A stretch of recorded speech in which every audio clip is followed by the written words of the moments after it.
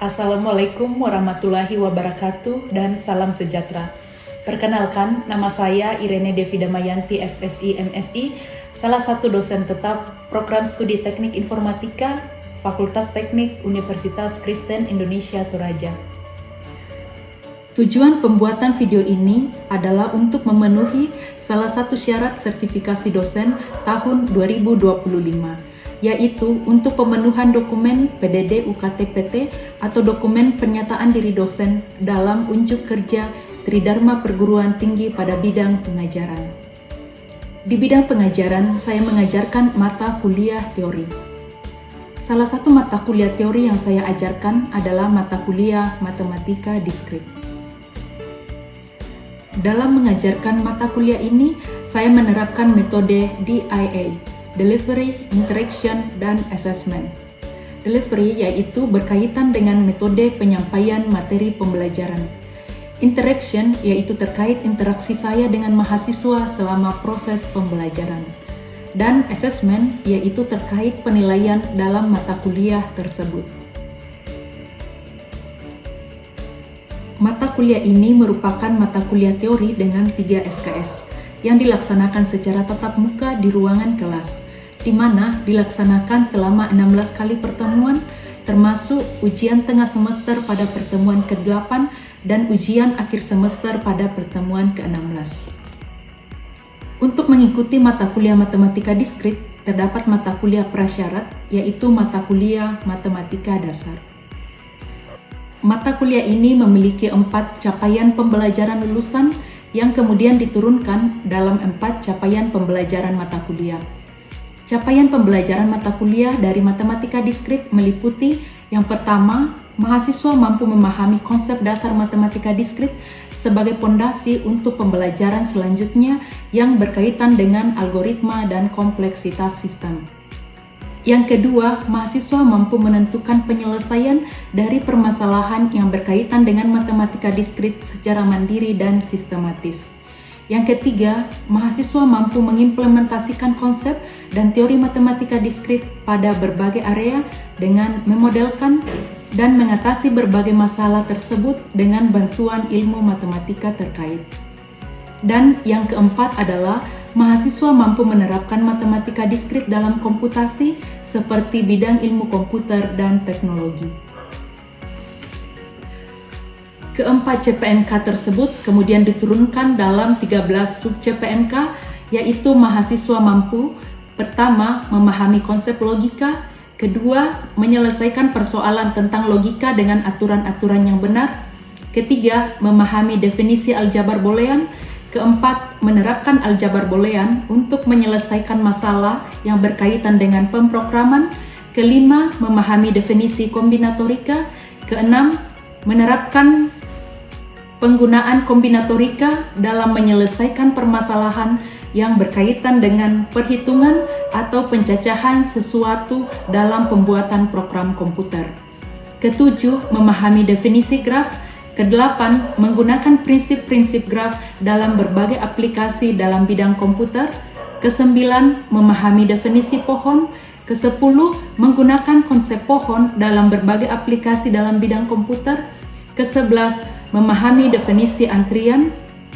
Ke-12, memahami contoh dan latihan soal-soal mengenai sistem antrian. Dan yang ke-13, mahasiswa mampu menggunakan konsep sistem antrian dalam berbagai aplikasi dalam bidang komputer. Komponen asesmen dalam mata kuliah ini meliputi yang pertama, kehadiran sebesar 10%, kedua, formatif meliputi tes tertulis, tugas, mandiri, keaktifan, dan tugas kelompok sebesar 30%. Yang ketiga, UTS, yaitu evaluasi tertulis dan materi pertemuan 1 dan sampai dengan materi pertemuan ke-7 sebesar 25% dan UAS sebesar 35% yang merupakan evaluasi tertulis dari materi pertemuan 9 sampai dengan pertemuan 15. Dalam pembelajaran mata kuliah ini, saya menerapkan metode case study, di mana di awal perkuliahan saya mencoba memberikan suatu kasus, yaitu analisis pencarian jalur terpendek pada jaringan kota menggunakan teori graf. Hal ini saya lakukan untuk membuka wawasan mahasiswa terkait pentingnya mempelajari mata kuliah ini untuk nantinya dapat diterapkan dalam memecahkan permasalahan dalam teknik informatika.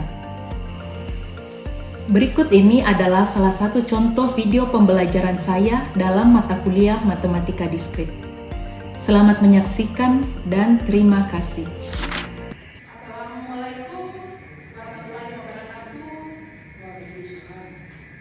Selamat sore. Oke, apa kabar semuanya? Baik. Oke, sebelum kita masuk perkuliahan kita pada hari ini, alangkah baiknya kita satu dulu doa ya. Satu orang silakan maju ke depan untuk dipimpin kita dalam doa.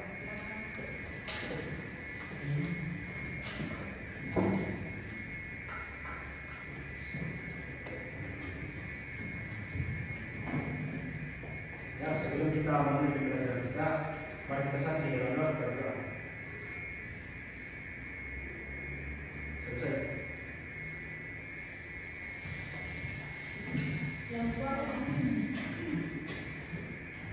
Oke, kita lanjut dengan materi selanjutnya, tapi sebelumnya itu saya absen dulu satu persatu. Satu, bendangan sambil dikumpulkan juga dengan temannya ya, paling ujung. Dua, Joni. Ada Joni, oke. Lotong. Angkat tangan, mana lotong? Hamba. Kandio. Kondolele. Bantu. Bantu mana tugasnya? Oh, ada ya. Oke, Tandi Ayu. Mana tugasnya Tandi Ayu? Silakan dikumpulkan. Oke. Paembonan. Oke. Ajata. Duma. Ada Duma? Oh, lagi sakit ya? Iya, dulu. Pakila. Pakila ada Pakila? Isi. Oh, ini juga. Patanda. Peter. Oke, baik, kita lanjut. Materi kita selanjutnya yaitu tentang teori graf. Tapi sebelumnya itu kita lihat dulu CPMK yang ke-7. Jadi sesuai CPMK sebelumnya yaitu mahasiswa mampu memahami definisi graf. Oke, kita lanjut. Hari ini kita masuk di materi pertemuan ke-9 yaitu teori graf dalam mata kuliah Matematika Diskrit.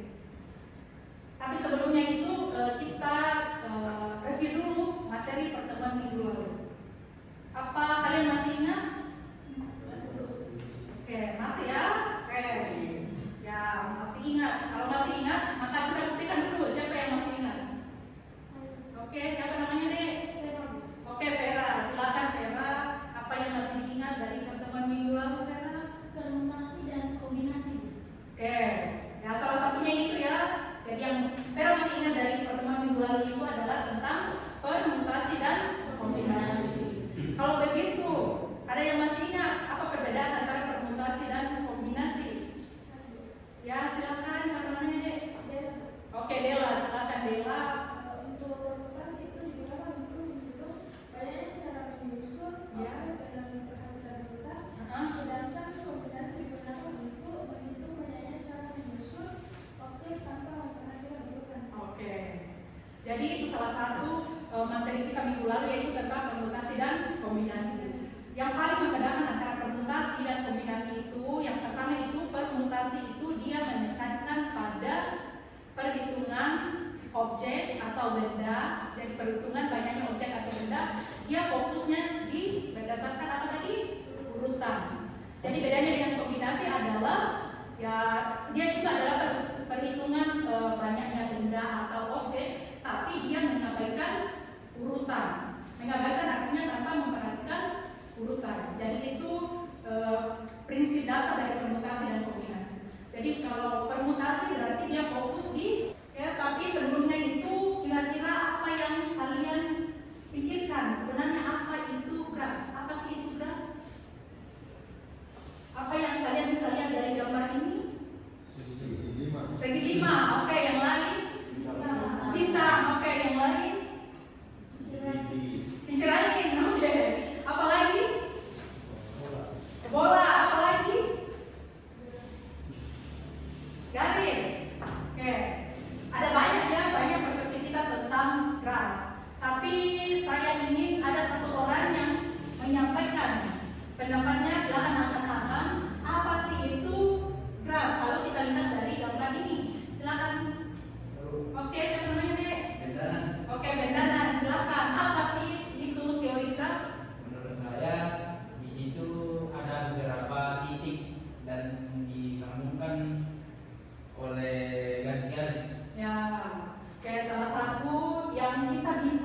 terlihat dari gambar ini, yaitu terdapat beberapa titik. Titik itu ditandai dengan bola-bola ini ya, yang warna-warni itu ya. Jadi terdapat beberapa titik, kemudian disambungkan oleh atau dihubungkan oleh garis-garis. Bisa ada bayangannya di tempat teori graf? Jadi ada titik-titik yang dihubungkan oleh garis-garis. Jadi sudah ada bayangannya tentang teori graf? Jadi itu bayangan awal ya. Sekarang di sini ada pendahuluan. Jadi apa sih itu graf? Graf ini digunakan untuk merepresentasikan atau menggambarkan objek-objek diskrit dan hubungan antara objek-objek tersebut. Kalau kalian lihat di slide, kira-kira ini gambar. Oke, gambar peta ya. Jadi di sini memperlihatkan gambar sebuah graf yang menyatakan peta jaringan jalan raya yang menghubungkan kota di provinsi Jawa Tengah. Oke, jadi ada banyak kota yang mulai dari Brebes, Tegal, Pemalang, Slawi dan seterusnya. Sudah bisa dilihat? Oke. Nah sekarang saya ingin membuka apa sih yang kalian pikirkan dari sini. Kita mulai dari sebagai contoh, saya mau berjalan dari kota Brebes. Oke, sudah lihat kota Brebes? Ya, yang ditandai dengan bola-bola itu ya. Jadi yang kotanya itu ditandai dengan titik-titik ini. Yang garisnya ini itu menandakan jalan rayanya. Paham nih? Oke, jadi dari kota Brebes. Kalau saya mau jalan, kalau saya mau berangkat ya, saya mau berangkat dari kota Brebes, saya mau menuju kota Pemalang. Sudah lihat kota Pemalang? Ya. Kira-kira kalau saya berangkat dari kota Brebes ke kota Pemalang, untuk jalur atau rute pertama itu saya boleh lewat di kota apa saja atau melewati kota apa saja? Oke, pertama dari Brebes, kemudian kota Tegal, kemudian yang kedua yang terakhir ya sampai di Pemalang tuh, berarti itu adalah rute pertama, rute atau jalur. Paham nih? Oke, kemudian yang kedua, selain dari rute pertama tadi Brebes, kemudian kota Tegal, kemudian kota Pemalang, rute yang kedua kira-kira selain rute tadi saya bisa lewat di mana lagi? Oke, dari Brebes kemudian ke kota Slawi, kota Slawi, lewat apa lagi? Oke, Tegal, baru ke Pemalang. Jadi sudah ada berapa rute? Oke, sudah ada 2 rute ya atau 2 jalur. Apa masih ada di jalur yang lain? Masih. Apa yang ketiga? Dari Brebes kemudian ke Slawi, terus oke, Purwokerto, terus Probolinggo, terus apa yang terakhir? Oke, Pemalang. Jadi ada berapa rute yang bisa dilalui? Ya, jadi ada 3 rute atau jalur yang kita bisa lalui. Apakah masih ada rute yang lain? Masih ya. Dari kota Brebes ya. Oke, ada berapa jalur yang bisa dilalui tadi kalau kita mau berangkat dari kota Brebes ke kota Pemalang? Oke, ada 3 ya. Ada 3. Tapi sebelumnya itu dari ketiga jalur itu kita mau lakukan analisis. Tahu namanya analisis? Ya, kita mau lakukan analisis pencarian rute atau jalur terpendek. Ya, tercepat atau terpendek. Gitu ya. Kira-kira yang mana itu yang jalur terpendek? Apakah dari Brebes langsung ke Brebes Tegal Pemalang, atau dari Brebes Slawi Tegal Pemalang, atau Brebes Slawi Purwokerto Purbalingga atau ke Pemalang? Ada jalur pertama, kedua atau ketiga? Jalur pertama. Jadi salah satu penerapan dari graf itu bisa kita lihat dari contoh peta pada jaringan jalan raya. Begitu ya, jadi pemahaman awal tentang graf itu bisa kita lihat dari peta jalan raya. Oke?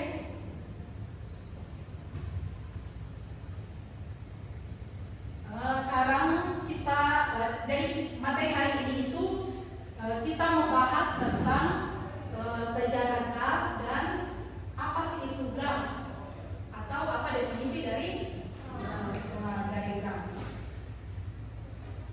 Pertama kita masuk dulu tentang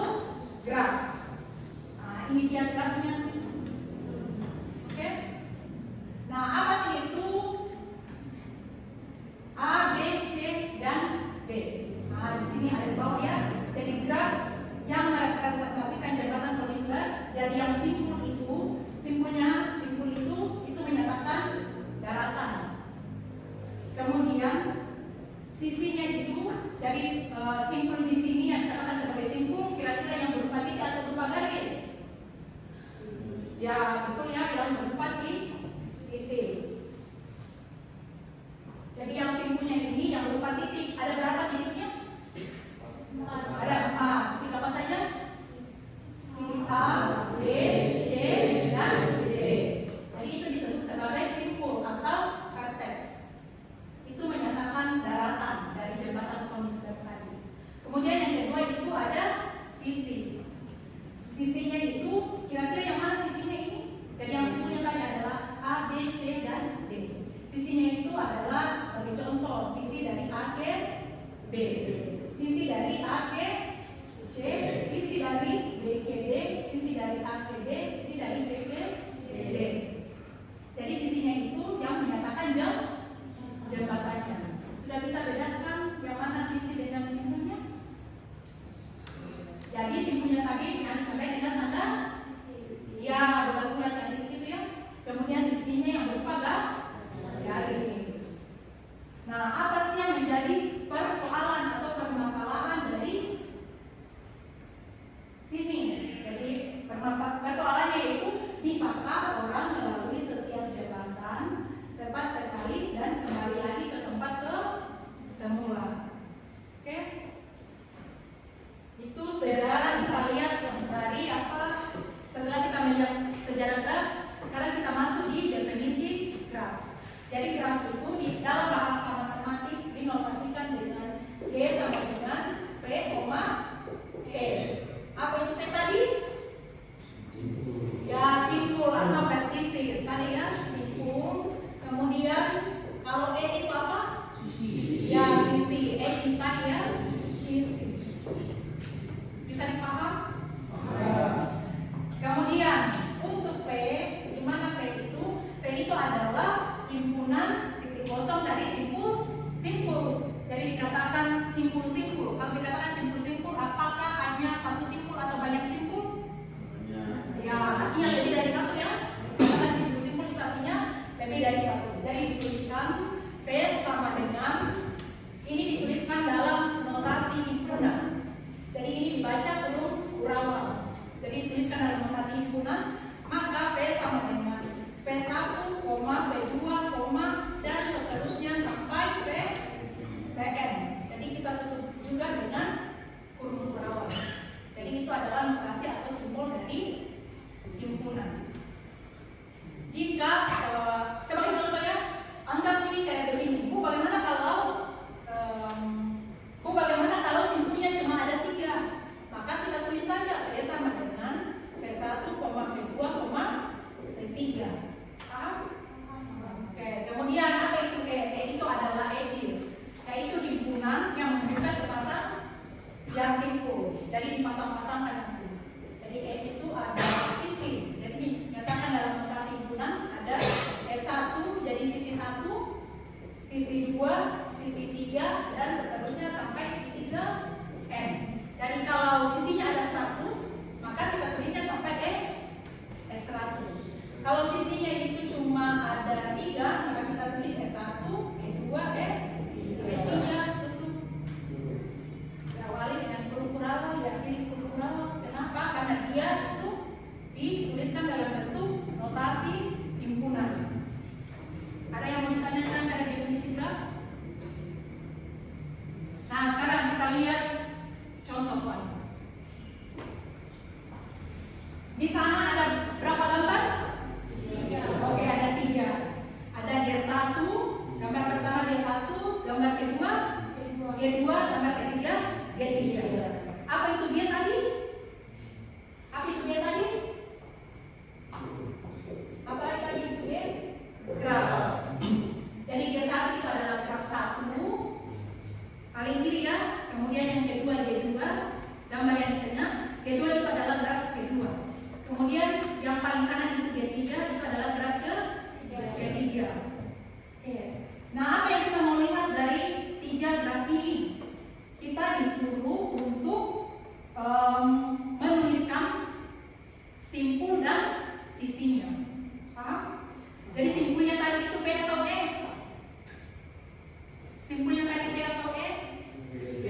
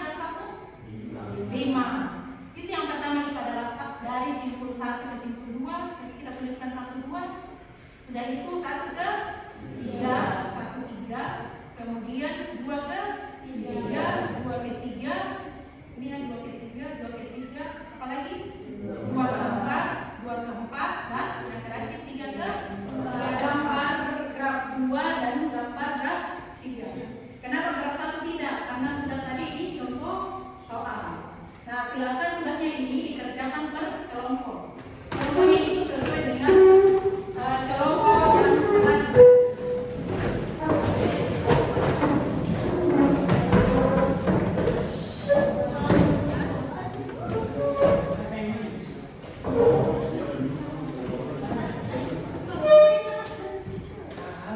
Oke, sudah dulu masing-masing ke kelompoknya. Sudah. Masih ada yang belum dapat kelompoknya, masih ada banyak ya? Nah, ini sebelum dulu jangan dulu Ibu. Sebentar. Nah, sekarang lihat.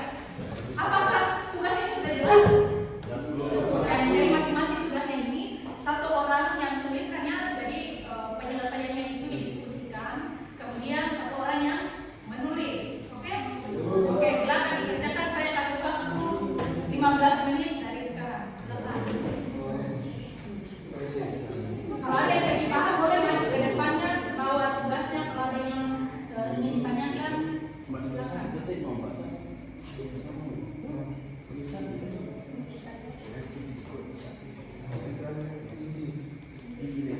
Tugasnya sudah selesai semua. Kalau sudah selesai semua, 1 orang mewakili kelompoknya. Kira-kira kelompok berapa? Oke, silakan kelompok 2, 1 orang mewakili menuliskan jawaban tugasnya. Tapi yang lain perhatikan kembali kursinya ya.